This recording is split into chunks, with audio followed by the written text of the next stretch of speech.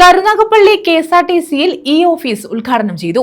MLA fund വിനിയോഗിച്ച് യൂണിറ്റിൽ സമ്പൂർണ്ണ computer വൽക്കരണം നടപ്പാക്കി.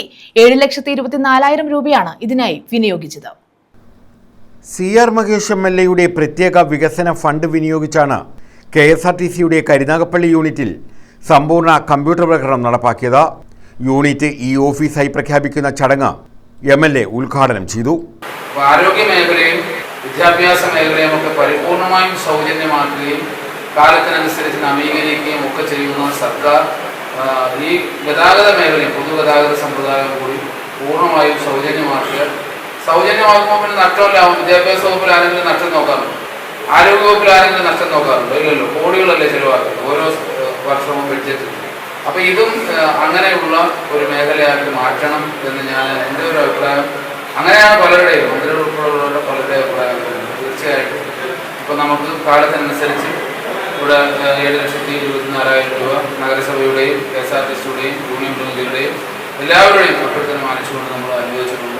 ഇനി നമ്മുടെ ഡിപ്പോ നിൽക്കുന്ന സ്ഥലത്ത് വെള്ളക്കെട്ടും ശോച്യാവസ്ഥയുമാണ്. പിന്നെ നാഷണൽ ഹൈവേയുടെ പണി പൂർണ്ണമായും പൂർത്തീകരിച്ചതിന് ശേഷം നമുക്കൊരു വെയിറ്റിംഗ് ഷെഡ് ഉൾപ്പെടെ നമുക്കതിൻ്റെ ലക്ഷണം മാറ്റിയെടുക്കണം. അതിന് MPയുടെ KC വേണുഗോപാൽ MPയുടെ സഹായം, നഗരസഭയുടെ സഹായം, സംസ്ഥാന സർക്കാരിൻ്റെ സഹായം, ഗതാഗത വകുപ്പിൻ്റെ സഹായം ഒക്കെ നമുക്ക് നേടിയെടുക്കണം. നഗരസഭാ ചെയർമാൻ പടിപ്പുര ലത്തീഫ് അധ്യക്ഷത വഹിച്ചു.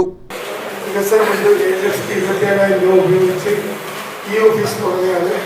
ഇത് പൊതുജനങ്ങൾക്കും നമ്മുടെ ഓഫീസിലെ ജീവനക്കാർക്കും വളരെയേറെ ഗുണകരമായ കാര്യം തന്നെയായിരിക്കും. അതുപോലെ തന്നെ പറഞ്ഞ പോലെ കഷ്ടത്തിലും ഓടിക്കൊണ്ടിരുന്ന KSRTC ഇപ്പോൾ കയറി ഇപ്പം ശമ്പളമൊക്കെ കിട്ടാൻ തുടങ്ങിയതാണ് എൻ്റെ കൂട്ടുകൂടിയായ ഷിയാബൊക്കെ ഇപ്പം പറയുന്നത്. എൻ്റെ ഷിയാബൊക്കെയാണെന്ന് ഞങ്ങളെയൊക്കെ പൊതുപ്രവർത്തകരെയൊക്കെ മോശമായിട്ട് പറഞ്ഞിരുന്നത് ഇപ്പം വലിയ കുഴപ്പമില്ലാതെ പോകുന്നത്. അസിസ്റ്റന്റ് ട്രാൻസ്പോർട്ട് ഓഫീസർ അബ്ദുൽ നിഷാരിയെ സ്വാഗതം പറഞ്ഞു.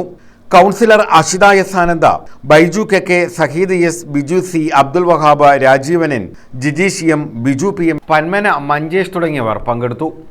News bureau, Chavara.